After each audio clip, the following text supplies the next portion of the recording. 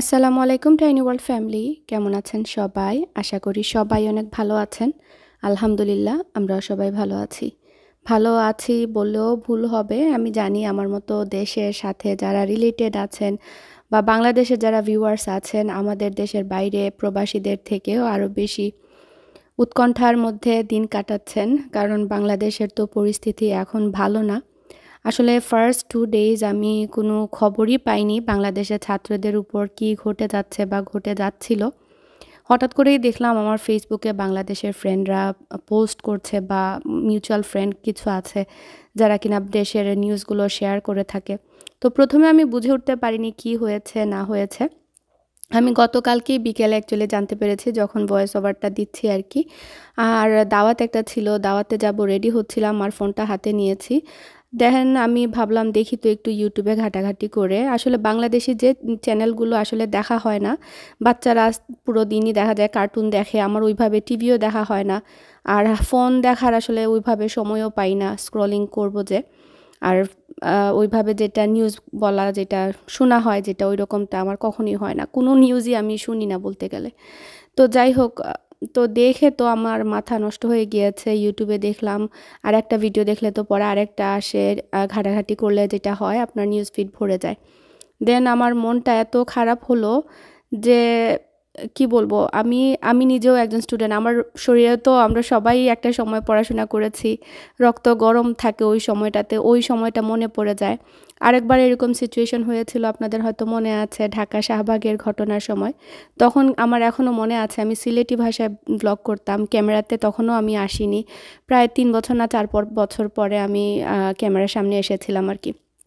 কিন্তু শাহবাগের ঘটনার পরে আমি এতটাই ইমোশনাল হয়ে পড়েছিলাম, রাতে 3টার সময় কান্নাকাটি করে উঠে আমি একটা ভ্লগ বানিয়েছিলাম যে স্টুডেন্টদের পাশে আমি আছি, আমার সাপোর্ট আছে, যাতে ওরা এগিয়ে যায়। কেন জানি না মনে হয়েছিল, হয়তো আমি তখনও ছোট্ট একজন মানুষ, আমার চ্যানেল হয়তো অনেকেই চিনতো না, ছোটোখাটো একটা চ্যানেল ছিল।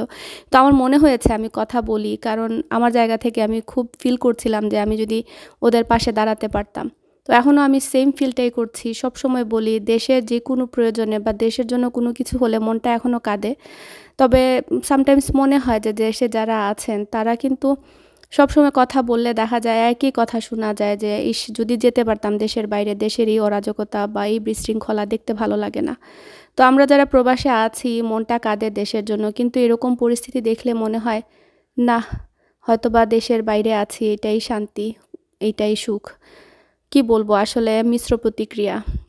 সবার জন্য অনেক অনেক দোয়া। দেশে যারা অভিভাবকরা আছেন, তারা তাদের বাচ্চাদেরকে যে এরকম রাস্তায় নামার জন্য সাহস দিয়েছেন, বা ওনারা যে মানে আমি কি বলবো, এই ত্যাগ স্বীকার করছেন, আমি তাদের সবার জন্য দোয়া কামনা করছি। আর আমাদের সরকারের কাছে অনুরোধ থাকবে যে তাদের এই দাবিটা, কোটা যে করা হয়েছে, এটার দাবিটা যেন মেনে নেওয়া হয়। আমি জানি না কেন আমাদের সরকার এখনও বসে বসে তামসা দেখছেন, কি কারণে আর কি করলে এই মানে উনার টনক নড়বে, কিছু বলার ভাষা নেই। বিশেষ করে সাঈদের যে স্টুডেন্ট ভাই, আমাদের শহীদ ভাই, ওর জন্য আমার এত কষ্ট লাগছে। আমি ভিডিওটা যখন দেখেছি লিটারালি কান্না করতে করতে আমার শেষ, মানে বেচারা বুকটা পেতে দিয়েছে গুলি খাওয়ার জন্য। এত সাহস মানুষে আসে কোথা থেকে? অবশ্যই যখন আমরা অন্যায়ের মুখ বুঝে সহ্য করতে করতে আর পারি না, তখন মনে হয় যে না, জীবন দিয়েও যদি পারা যায়। ওই মুহূর্তটাকে আমি ফিল করছিলাম যে উনার মধ্যে এই সাহসিকতাটা দেখে। আল্লাহ ওনাকে জান্নাত নসিব করুক, আর ওনার ফ্যামিলিকে আল্লাহ তাআলা যেন কি বলে, সান্ত্বনা দেওয়ার তো কোনো ভাষা নেই, কিন্তু তারপরও শহীদি মর্যাদায় ওনারা যেন প্রাউড ফিল করতে পারেন, আমি এটা বলবো। আর দুঃখটা একটু হলেও ভুলতে পারেন, কারণ উনি তো শহীদ, কারণ সবার স্বার্থে উনি শহীদ হয়েছেন।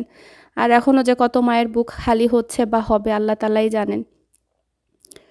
তো আসলে কথা বলতে বলতে আমি কি বলবো, আমি নিজেও বুঝে উঠতে পারছি না। সামটাইম হয় না, আপনি যখন বেশি ইমোশনাল হয়ে যান তখন ভাষা এনাফ হয় না, বা ওয়ার্ডগুলো এনাফ হয় না, তখন মনে হয় রচনা লিখলেও সেই লেখাগুলো শেষ হবে না। তো আমাদের দেশে আসলে 2 দিন পর পরই এক একটা ঘটনা ঘটে যায়, আর এক একটা ঘটনা সেটা হয়ে যায় ঘটনাই, মানে ওইটার কথা আর কেউই মনে রাখে না। প্রত্যেকটা জিনিসই ঘটে, আপনার যেটা চোখে পড়বে না, যারা বিশেষ করে আমরা প্রবাসী আছি, দেখা যায় অনেক জিনিসই চোখের আড়ালে পড়ে যায়। আবার যখন কথা হয় মানে খুব বেশি, যেমন এইটা কি বলবো, তখন তো আপনি ইগনোর না করেও মানে ইগনোর করতে পারবেন না, চোখের সামনে বারবার আসবে। আর নিউজ মিডিয়া বা সোশ্যাল মিডিয়া বলেন, এগুলো তো একদম তুলপাড় অবস্থা হয়ে যায়। তো কয়দিন পর আবার সেটা শান্ত হয়ে যায়, কিন্তু যারা হারিয়েছে তারাই জানে তাদের উপর কি গিয়েছে, বা পুরোটা জীবন যে এই হারানোর বেদনা তারাই সহ্য করে যাবে। এটা আমরা শুধু শুনবো, লাফাবো, দেন শেষ হয়ে যাবে।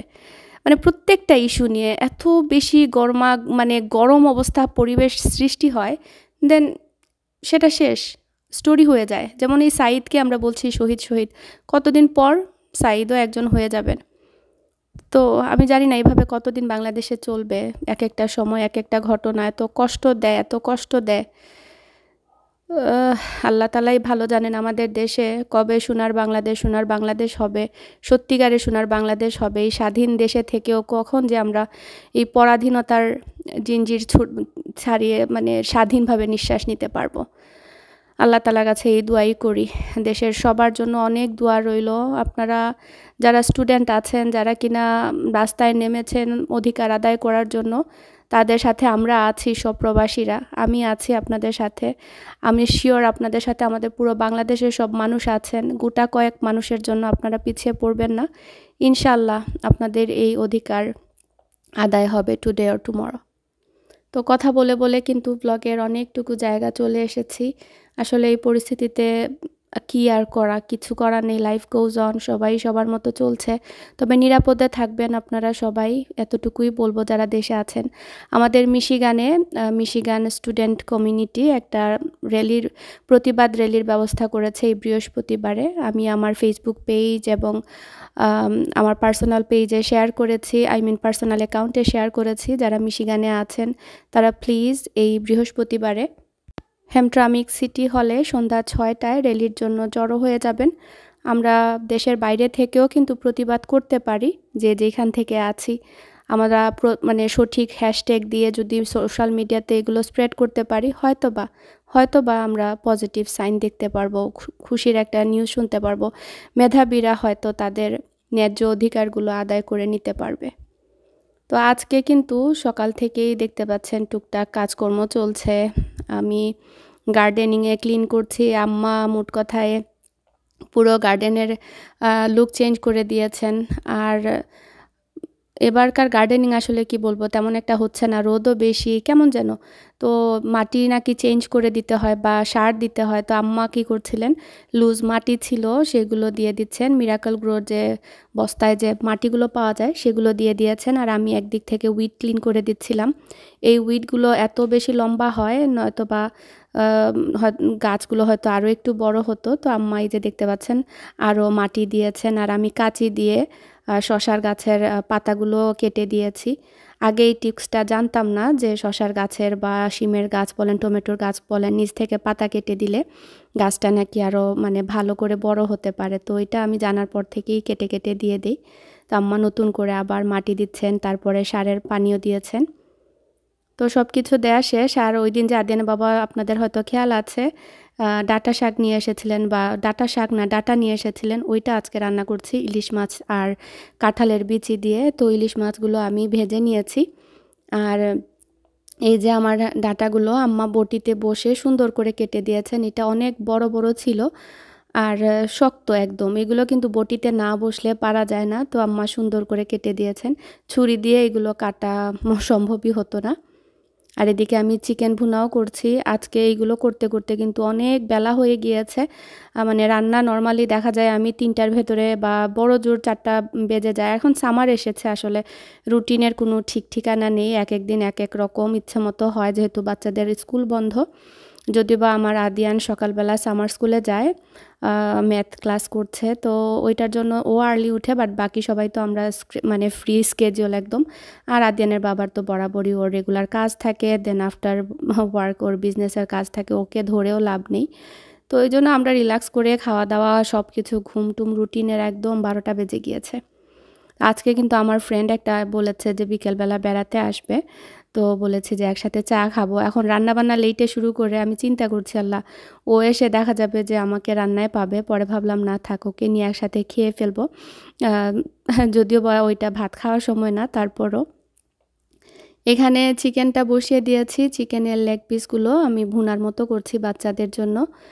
আর এভাবে কারা কারা ডাঁটা শাক খান? অনেকেই শুনেছি ডাঁটা শাকে গরুর মাংস দিয়ে খেতে পছন্দ করেন। আমার আম্মা একবার দেশে থাকতে বড় বড় যে ডাঁটা শাকগুলো থাকে, শুধু শাক বলছি, ডাঁটাগুলো থাকে, ওইগুলো দিয়ে গরুর মাংস দিয়ে রান্না করেছিলেন। আমার কাছে মোটামুটি লেগেছে, ওইভাবে যে আহামরি মজা ওই রকম না। পরে আর কখনো খাওয়া হয়নি, ওই একবারই ট্রাই করা হয়েছে। থাকে না যে কোনো রান্না কারো মুখে শুনলে মনে হয় যে একবার ট্রাই করি, দেখি মজা কিনা, পরে ভালো না লাগলে আর খাওয়া হয় না। তো আমারও এরকম হয়েছিল আর কি, আমাদের ঘরের আর কি। তো এই তো আমাদের কাছে এরকমই বেস্ট মনে হয়, কাঁঠালের বিচি আর ইলিশ মাছ দিয়ে মনে হয় ডাঁটাটা খেতে বেস্ট লাগে। তো এই তো আমার রান্নাবান্না শেষ, চিকেন ভুনা করেছি আর ওই পাশে হচ্ছে আম্মা শাক তুলেছিলেন। আজকে কিন্তু মিন্টের পাতা দিয়ে শাক রান্না করা হয়েছে। আপনারা যারা এখনও ট্রাই করেননি, আপনাদের বাসায় যেই শাক থাকে থাকে না, সব ধরনের মিক্স শাক, লাল শাক, ডাঁটা শাক, সব শাক মিলিয়ে মিন্টের পাতা দিয়ে একবার শাক রান্না করে খেয়ে দেখবেন, অনেক মজার হয়ে থাকে শাকটা।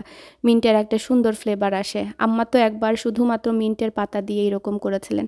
তো আমার ফ্রেন্ড চলে এসেছে, ওকে নিয়ে আমরা দুপুরে ভাতটা খেলাম। ও যদিও বা ভাত খেতে চাচ্ছিল না, জোর করে বসিয়েছি। তো আমরা খেয়ে দিয়ে ও আবার আসার সময় একটা কেকও নিয়ে এসেছিল, তো চাটা খেলাম আর কি। আর এই তো একটা বিয়ের দাওয়াতও এসেছে এদিকে, আমাদের একজন ভাবি আর ভাই আদেনে বাবার ফ্রেন্ড, তো ওনারা এসে বিয়ের দাওয়াত দিয়ে গেলেন। তো ওনারা আর বসেননি, জোর করে শুধু কফি খাইয়ে দিয়েছি। আর এদিকে হচ্ছে আমরা ফাইনালি বসে একটু চা কফি খাচ্ছিলাম। আর বাচ্চারা তো একসাথে হলে খুবই এনজয় করে, ওদেরই ফান আসলে। বাচ্চাদের খুশি হয় সব থেকে বেশি, তারা খুব সুন্দর করে খেলাধুলা করে, এদের এই বয়সটাই সুন্দর। আর যখনই এরকম আসলে ওদের খেলাধুলা দেখি, মনে হয় যে আমার নিজের ছোটবেলায় চলে যাই, আমরাও তো এরকম একটা সময়ে কত সুন্দর দিন কাটিয়েছি। আর এই দিনগুলো ফেরত আসবে না। যখনই মনে পড়ে আসলে খারাপ লাগে, মনে হয় কেন বড় হলাম, কেন এই রেসপন্সিবিলিটি। আমার মাঝে মাঝে ইচ্ছে হয় আমি দূরে কোথাও চলে যাই, যেখানে কেউ আমাকে চিনবে না, আমার কোনো কাজ থাকবে না, শুধু খিদা লাগলে খাবো, দেন ঘুমিয়ে পড়বো, কোনো দায়িত্ব থাকবে না। এরকম আসলে আর জীবনে হবে না, শেষ। মৃত্যুর আগ পর্যন্ত আর শান্তি নাই। তো যাই হোক, এটা ছিল রাত্রের বেলা। আর একটু পর পর ফায়ারওয়ার্কস হচ্ছিল। আই মিন আমাদের নেইবারহুডে একটা ইয়ে ছিল, একজনের বার্থডে ছিল। তো ছুটির দিন থাকাতে ওরা ফায়ারওয়ার্কস করছিল। আমি তো বের হতে হতে দেখা যায় বন্ধ হয়ে যায়। তো ফাইনালি আমি একটু রেকর্ড করতে পেরেছি। যখনই শব্দ শুনেছি তখনই বের হয়েছি, কিন্তু আমি বের হলেই আর ফায়ারওয়ার্কস করে না। তো এইটা ছিল বিয়ের থালটা, দাওয়াতের ইনভিটেশনের থালটা ফাইনালি আমি ওপেন করলাম, আপনাদের সাথে শেয়ার করছি। এই থালটা দেখে একটা জিনিস মনে পড়লো, মনে হচ্ছিল যে আম্বানির ছেলের বিয়ের ইনভিটেশন, এইরকম টাইপের একটা রাজকীয় ভাব ছিল। ভাবি এত সুন্দর করে সব কিছু গুছিয়ে ইনভিটেশনটা করেছেন বা দাওয়াতটা দিয়েছেন, আসলে খুবই আন্তরিক বা একটা স্পেশাল টাচ ছিল, যেটা কিনা এখনকার বিয়েতে পাওয়া যায় না। এখন তো ডিজিটাল যুগ, অনেকে তো কার্ডও ছাপান না, জাস্ট ফোনের মধ্যে ভেন্যু সব কিছু দিয়ে দেন, দ্যাটস ইট। বাট আগের মতো যে ট্রেডিশনালি দাওয়াত করা, ওই জিনিসগুলো আসলেই সুন্দর ছিল। বাসায় এসে দাওয়াত করা, তো ভাবিরা বলছিলেন যে আমরা একটু ওল্ড স্কুল, আমরা এরকমই করছি। আমার কাছেও জিনিসটা খুবই ভালো লেগেছে আসলে।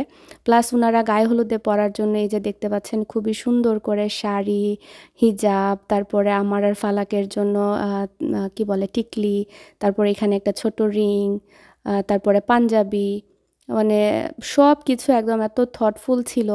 তো আমার তো দেখেই মনে হচ্ছিল আল্লাহ, দেখুন মানুষ কত সুন্দর ক্রিয়েটিভ হতে পারে, ভালোই লাগছিল। আর মনে পড়ছিল আম্বানির বিয়ের কথা। আম্বানির বিয়ের কার্ড ইনভিটেশন কারা কারা দেখেছেন আপনারা জানাবেন। আমি তো দেখে একদম চোখ মুখ হযবরল। এই কয়দিন তো গেল আম্বানি আম্বানি দেখতে দেখতে, আসলে যখন যেটা ট্রেন্ডে চলে ওইটাই সামনে আসে আর মাথা নষ্ট হয়ে যায়। ওদের বিয়েতে যে কত মানে ইভেন্ট হলো, আল্লাহ তার হিসেব নেই। তো এখানে হিজাবও ম্যাচিং করা ছিল, তো এইরকম সেম কালারের হিজাব একটা আমার আছে, তো এখন সেকেন্ড একটা হিজাব হয়ে গেল। ড্রাই ফ্রুটসও ছিল একটা জারের মধ্যে, তারপরে এখানে হচ্ছে একটা সুন্দর সেন্টেড ক্যান্ডেল ছিল, উপরে কাস্টমাইজ ওদের নাম দেয়া একটা স্টিকার লাগানো ছিল, এটাও খুবই কিউট ছিল। মানে সব কিছুই এমন থটফুলভাবে দেয়া হয়েছে।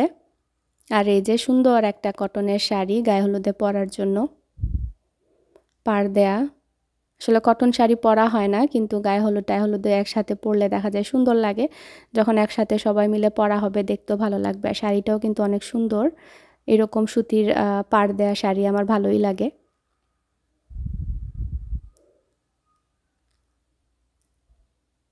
তো ডালাটাও কিন্তু খুবই সুন্দর ছিল, এটাও কিন্তু ভাবি ডিআইওয়াই করে বানিয়েছেন। মানে এত ক্রিয়েটিভ মানুষ মাশাল্লাহ। আর এই যে পাঞ্জাবি সাদার মধ্যে গ্রিন কালার দেয়া। তো এই তো পুরো থালটা একসাথে দেখিয়ে দিলাম। আমার কাছে ভীষণ ভালো লেগেছে।